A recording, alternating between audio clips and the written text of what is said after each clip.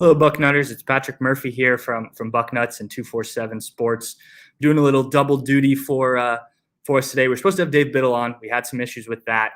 So I'm going to run this one by myself, talk some Buckeyes and the win over Michigan State today. This will also serve as the Bucknuts Almost Live podcast that comes out on Sundays. Usually we've got some guys doing some other things. So this will take the place of that as well. So you may hear it twice. Hopefully we do a good job here like we always try and do. But let's get into it. Ohio State defeats Michigan State 56-7. I thought, and I told people this heading into the game, I thought this would be a comfortable win for Ohio State. I thought the Buckeyes would be able to throw on Michigan State. I didn't think with Michigan State's rushing attack, led by the rushing attack, I guess I should say, would be able to keep up with Ohio State. I did not see a 56-7 game, and this could have been much worse for the Spartans. 49-0 at halftime. Only one touchdown scored by both teams in the second half. Michigan State finally getting on the board, but Ohio State could have kept their foot on the gas. Ryan Day said he wanted to get guys out of the game, get them rest. He obviously knows what's coming down the road next week. We'll get to that here at the end. And so Ohio State went with a lot of backups in the second half, especially on defense. And then really everybody came in. I mean, we even got to see the debut of quarterback Quinn Ewers, which I know made everyone still here at Ohio Stadium very excited to see the freshman get in the game, even if it was just for 2 snaps. So let's get into it. We'll start with the biggest of days, quarterback CJ Stroud, 32 for 35, only threw 3 incompletions, 432 yards, 6 touchdowns. The stat line is impressive enough. Some of the throws, though, that this quarterback made today, and it's incredible what he's done from start of the season to now almost the end of the season. He was a guy that a lot of people were questioning whether or not he was the quarterback for this team. Obviously, Ryan Day had faith. He stuck with him. Yes, he sat him one game, but that was more due to the shoulder injury than it was anything else. Stroud came back from that, a little mental reset as well as a physical reset, and has been pretty much lights out ever since. Did have, a couple interceptions against, I think it was Nebraska, but really has been good. And today just picked Michigan State secondary apart. And this isn't a great Michigan State secondary. It's not the no-fly zone that we saw back several years ago. But I saw this tweet earlier today, and I don't remember the numbers, but yes, passing yards wise, Michigan State's the worst in the country. But if you kind of look deeper, this team isn't as bad in the secondary. They're not good. And they were without some guys today, some guys who normally play for them due to injuries. So it's not a great pass defense, but it was a good enough pass defense. It's a Big Ten pass defense. It's a good enough pass defense to be the number 7 team in the country and come into this game 9-1 on the year. You don't do that just on offense alone, especially when you're relying so much on a running back, and we'll get to Kenneth Walker in a second. But this is what C.J. Stroud not only was supposed to do, but exceeding that with the numbers he put up today. And some of the throws, like I said, he made completed 17 passes in a row in the first half. One of those passes was this shot downfield into the north end zone, almost into the end zone for Chris Olave, I believe was who caught it. It was just a remarkable throw, a remarkable catch by Chris Olave, who had a big day himself. CJ Stroud wasn't just dumping passes off and putting up numbers. These were legitimate throws he was making. Some of those early touchdowns where he had to thread it in between 2 defenders, not tiny windows, but defenders are coming onto there. He had to put it in the right spot. It was great. If I'm a Heisman voter, I'm not, but if I was, CJ Stroud's my guy. Kenneth Walker, I think, didn't take himself out of the race entirely, but certainly hurt his chances today with his game. We'll touch on him a little bit more when we get to the Ohio State defense. We'll see what Alabama's quarterback does tonight.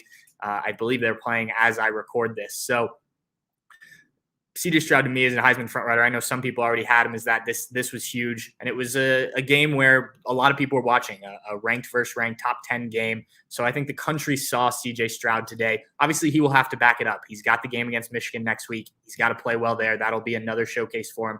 Big Ten championship if the Buckeyes make it, which they're looking very good to do so. So 2 more big stages for CJ Stroud to make his case, but he certainly did that today.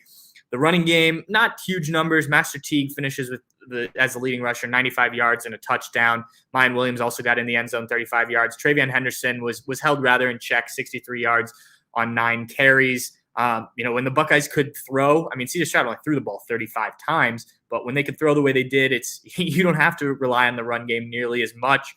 Let's get to these receivers, though. We'll start with Chris Salave. He didn't have the biggest day in terms of receptions. What he did do, he did lead the Buckeyes with 140 receiving yards, so that's pretty impressive. But what he did do was set the Ohio State career receiving touchdown record. He's got 35 now. That breaks David Boston's record. I think it was set back in 1998, I believe. What a remarkable career Chris Olave's had. We talked to him after the game. He made the point, came in as a 3-star recruit. Now he's gone on to put his name at the top of one of the best records that an Ohio State receiver can achieve. Chris Olave was probably under-recruited, undervalued as a recruit. He missed his junior year because of transferring rules, and that's a big evaluation year. So if he plays that year, he's probably ranked higher in the recruiting rankings. He's also probably playing out west instead of at Ohio State. So that was Ohio State's advantage. Everyone knows Chris Olave's story, but he came in as a pretty raw receiver, frankly. Good enough to play his freshman year, certainly, especially after I think it was Austin Mack that got hurt. But what a player he's become. He's turned himself into a first-round NFL draft pick. He is, like I said, setting records at Ohio State. He's just been remarkable. His development year in and year out has been great. He leads this group really well. Jackson Smith and Jigba said after the game that he's left a legacy that's going to be hard for him and the rest of the younger Ohio State receivers to live up to. And that's both on and off the field. A great kid, really humble, gave a lot of praise to the other guys. He did get to keep the game ball from his record-breaking touchdown catch. He said he didn't even think about it at the time. Somebody went and got it for him. So he had that in the post-game press conference room, which that's something I'm sure he's going to want to hang on to for a long time. A big mark.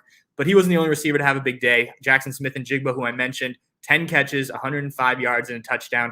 If you told me coming into the season that it wasn't going to be Chris Olave or Garrett Wilson who's going to put up the biggest numbers for Ohio State this year, and Jackson Smith and Jigba is at the top of Ohio State's receiving statistic marks. I think he leads everything except touchdown catches. Really impressive from Ohio State slot receiver, only a sophomore. He's a kid who's definitely going to be back next year. A guy who probably won't is Garrett Wilson, 7 catches, 126 yards, 2 touchdowns. He just, like Chris Olave, he just continues to amaze week in and week out. That group is going to be so hard for any team to stop. And I've said it before, I don't know. Maybe Georgia, if Ohio State meets up with Georgia in the college football playoff, that's arguably the best defense in the country. I don't know, though. I don't know how you stop all three of these guys. And as I mentioned, Travion Henderson didn't even get going today. He's another weapon, both rushing the ball and catching the ball out of the backfield.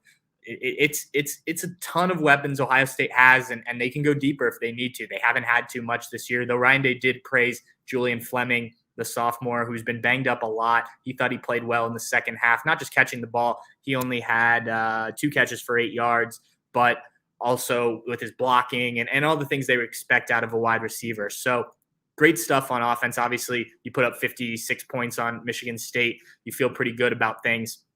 Defensively, Ohio State holds Michigan State to 7 points. Those 7 points came in the fourth quarter when it was a lot of backups in the game.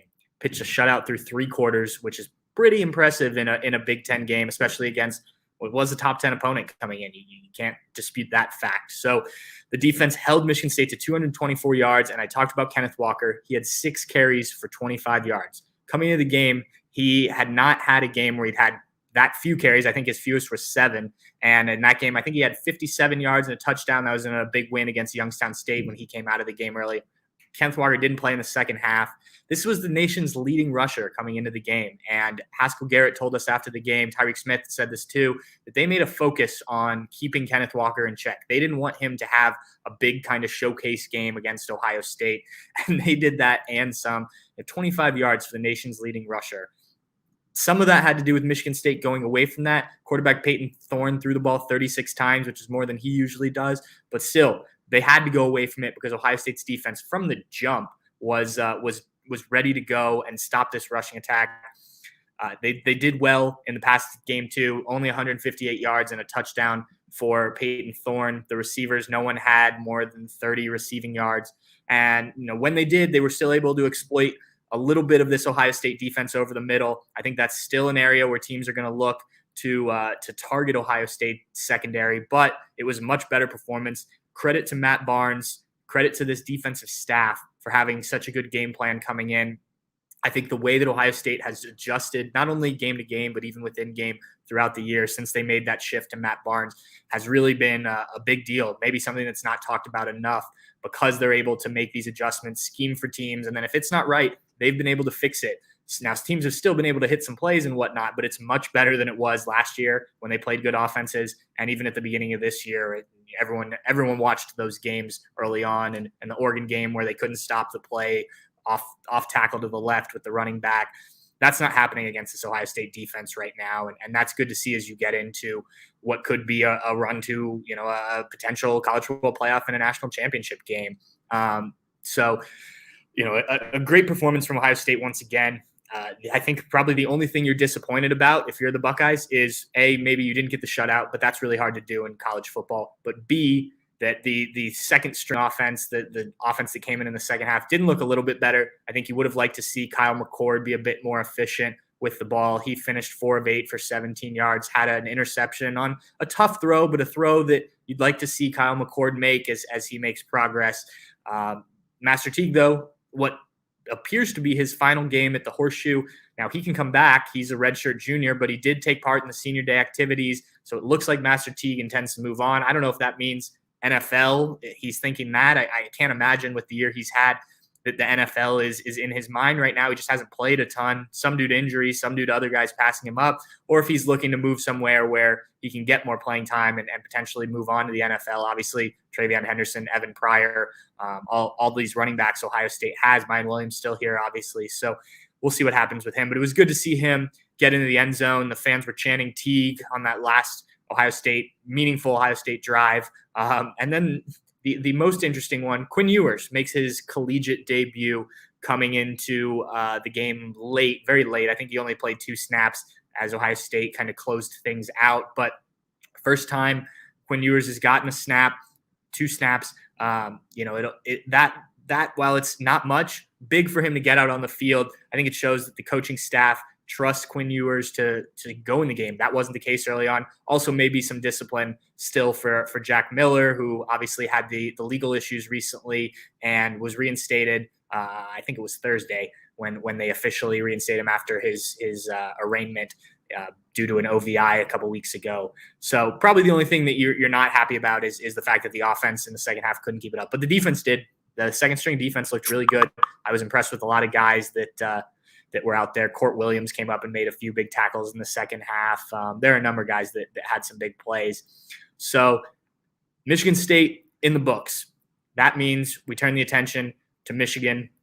It's Michigan week. I think if you're on Twitter, you've seen a number of Ohio State coaches and things tweeting about, what week it is and all that. Michigan, obviously the big rival. That's not telling you guys anything you don't know. This is going to be, assuming Michigan beats Maryland, and as the time we're recording this game's still on. I believe Michigan is leading right now. That's going to be for all the marbles in the Big Ten East. It'll be for the right for Michigan or Ohio State to go to Indianapolis in the Big Ten Championship the following week. Michigan hasn't ever been to Indy for the Big Ten Championship, which is crazy to think. So obviously a lot on the line there. Ohio State looking to win a 5th Big Ten championship in a row, and both teams hoping to make it to the college football playoff. This game didn't happen last year, as I'm sure you're all aware. Disappointing for the Buckeyes, disappointing for me. It's my favorite game to cover every year, and that includes the bowl games and all that. Just such a great game. So I'm glad it's going to be back. We're going to be back up in Ann Arbor, and it should be a good game. I look at it, and we'll dive into it more throughout the week, obviously. But, just kind of some initial thoughts. I look at what the Wolverines bring. Solid defensive line up front. Ohio State's offensive line, maybe the best that they will have faced all year, especially the defensive ends. The secondary, pass defense, all that. It's a solid defense. Solid enough to get to where they need to go. It's certainly going to be a bigger test than this was against Michigan State. Offensively, solid run game. The pass game is where I think Michigan has struggled. Cade McNamara has gotten better throughout the year, but it's still a lot of shorter passes that he makes. They're not attempting downfield shots, which I think is a good thing for Ohio State. Now, you never know what they're going to do in this game. Obviously, coaches and whatnot throw wrinkles into things. Ohio State will certainly have that too. But Ryan Day already said it. Throw out the records. You Can't worry about all that in this game. It's one of those games, and it really is. And I know most people who have watched Ohio State for a long time realize that. And, the hope is that the Buckeyes will go up to Ann Arbor and do what they've done recently. What I do think is interesting is, and this was pointed out in the press conference, a lot of the guys who are playing right now haven't played against Michigan, with it not being there not being a game last year.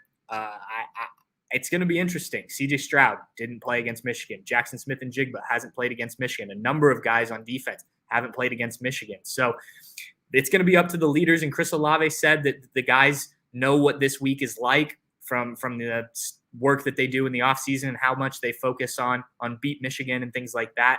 But it's a different game, and they're going to have to be ready.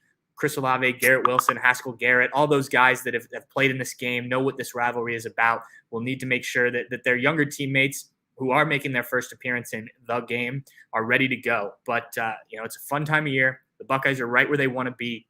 I think CJ Stroud is right where he wants to be in terms of the Heisman stuff. They don't want to talk about that right now, but I think he's going to be in New York. I think he's going to be, assuming he plays similarly to how he has recently in these next few games, I think he's the guy who's going to take home the trophy, which would be great for Ohio State. It hasn't happened since Troy Smith in 2006, but that's something we'll get to as we move along.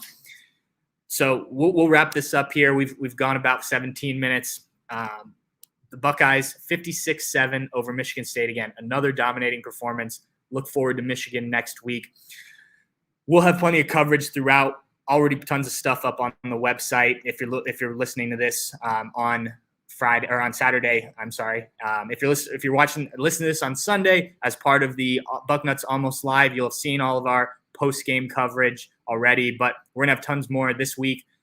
As always, with Ohio State is a little bit different. We only have interviews with the players and coaches on Tuesday. They use the rest of the week to focus on the rivalry game. So we'll have plenty of stuff, though. They give us a lot of good stuff that week. So stay tuned to Bucknuts 247. I thank you all for tuning in.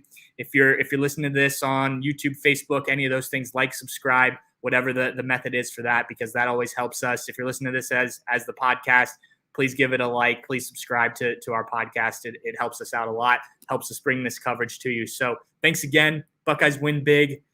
I'm going to sign off here from Ohio Stadium. Going to get some stuff done, but we'll be back next week. Plenty of stuff to do for Michigan week. Always a fun time of year. Thanks for tuning in, guys.